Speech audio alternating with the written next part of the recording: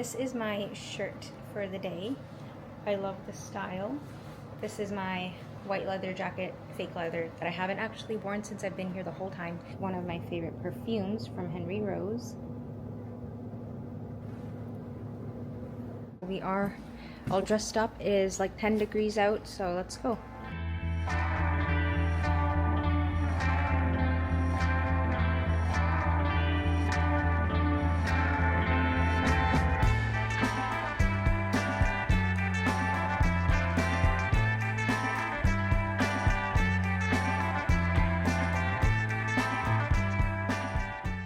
I do have tickets for an event at Public Records, which is a record shop line. It's at 8 p.m. So I basically have the whole day. It's down in Brooklyn, so I'll have to make my way through Chinatown down across the Manhattan Bridge.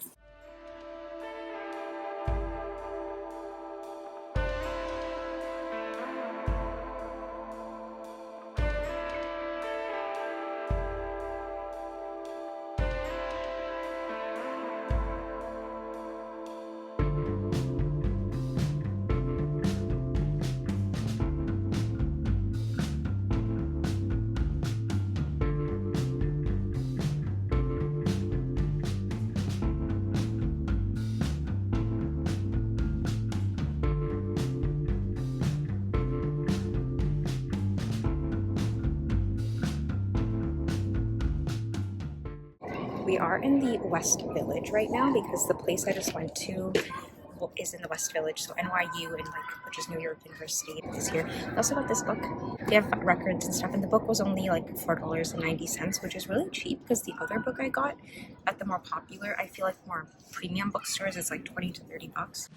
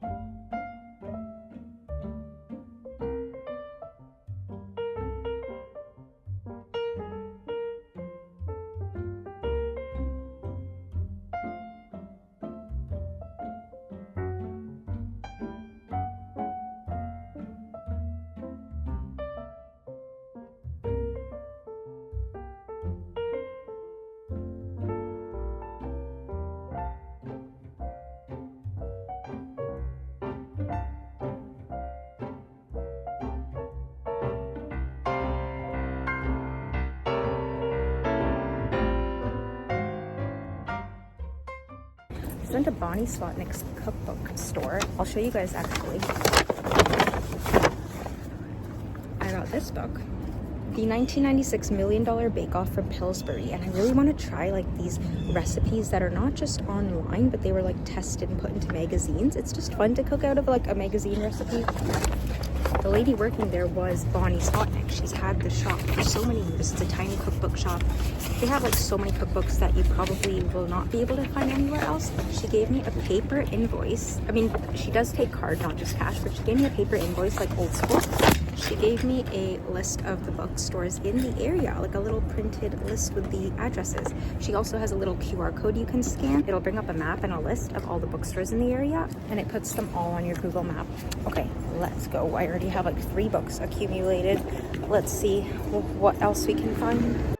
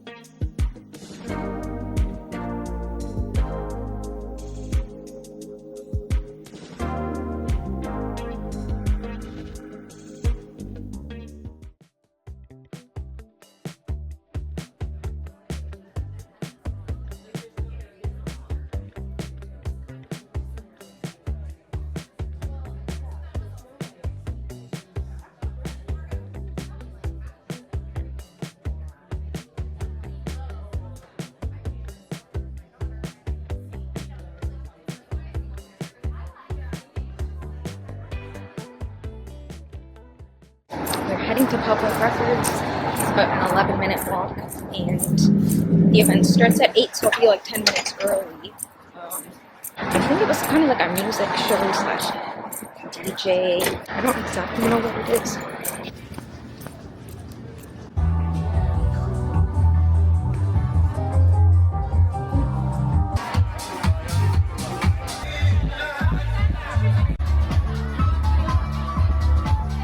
Part of the show. You were gonna help us build this event.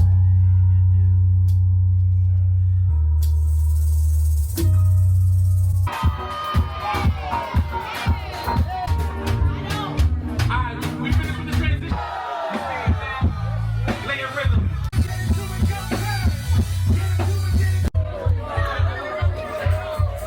Yeah.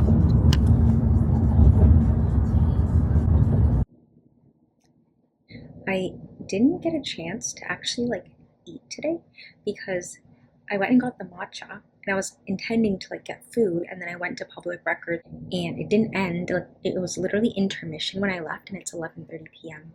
now when I got home. So the show was gonna go on pretty late, like the live dancing and all that, so I just decided to leave because I work tomorrow.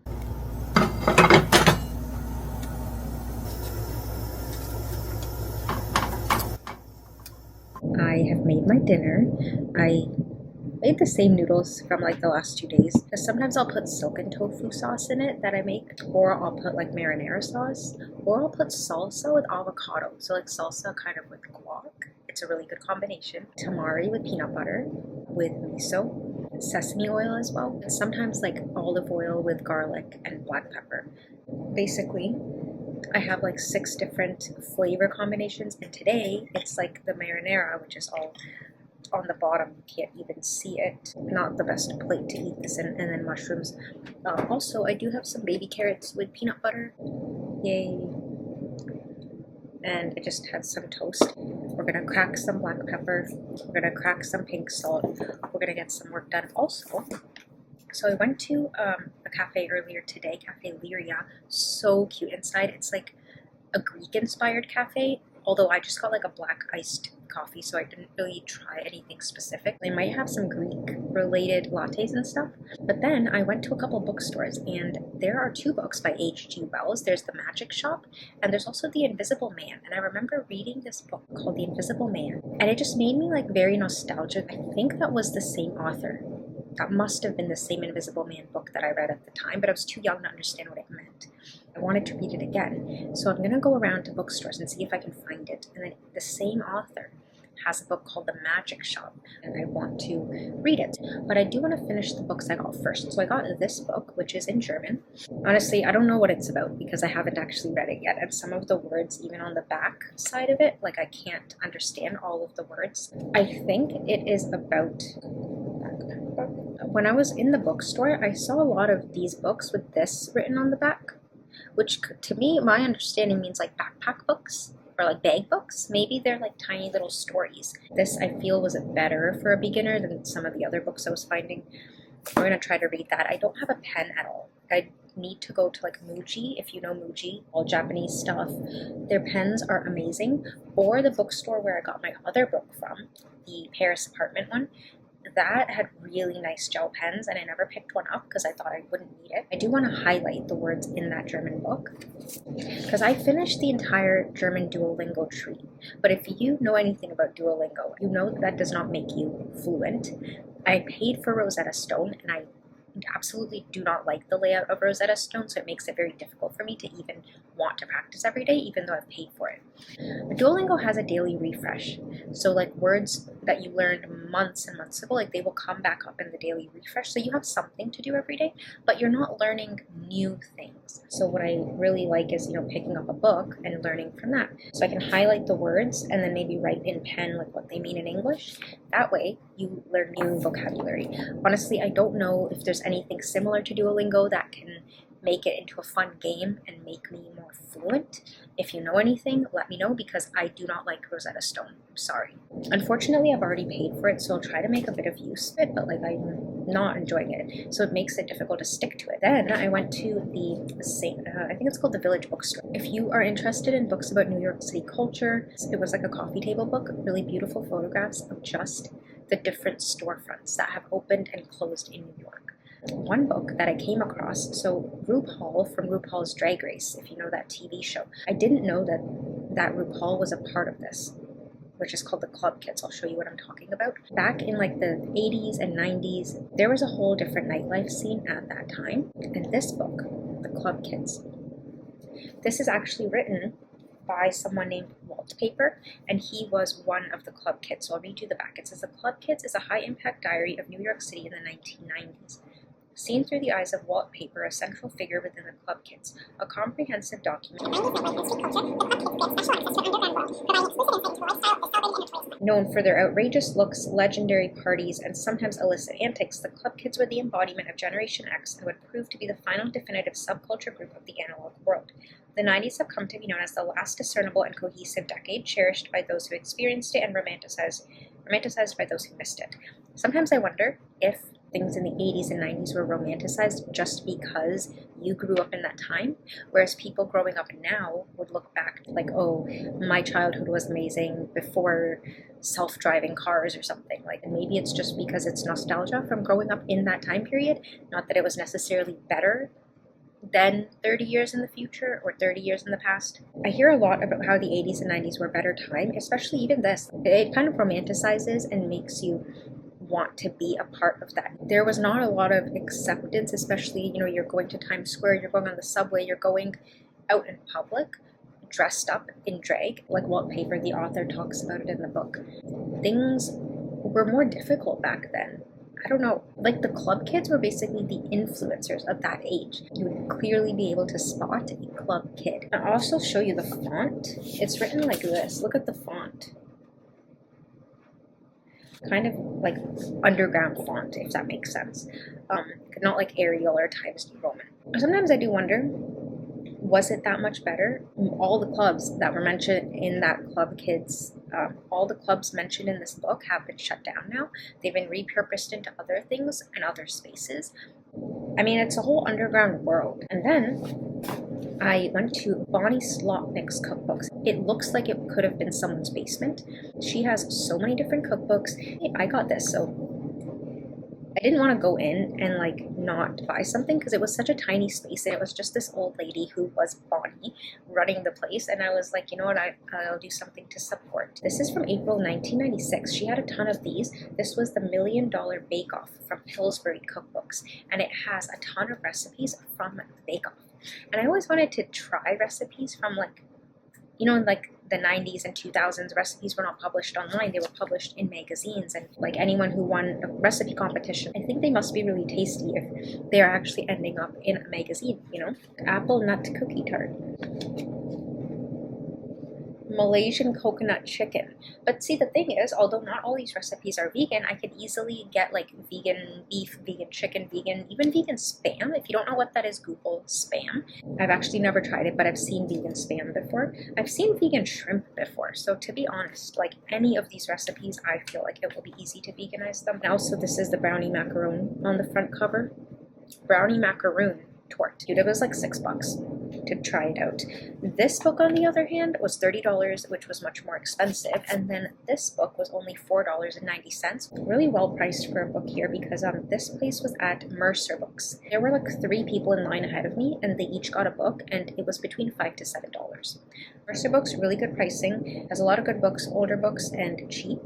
St. Mark's Place bookstore, so Village bookstore, a lot of books in New York City culture, a little bit more expensive though.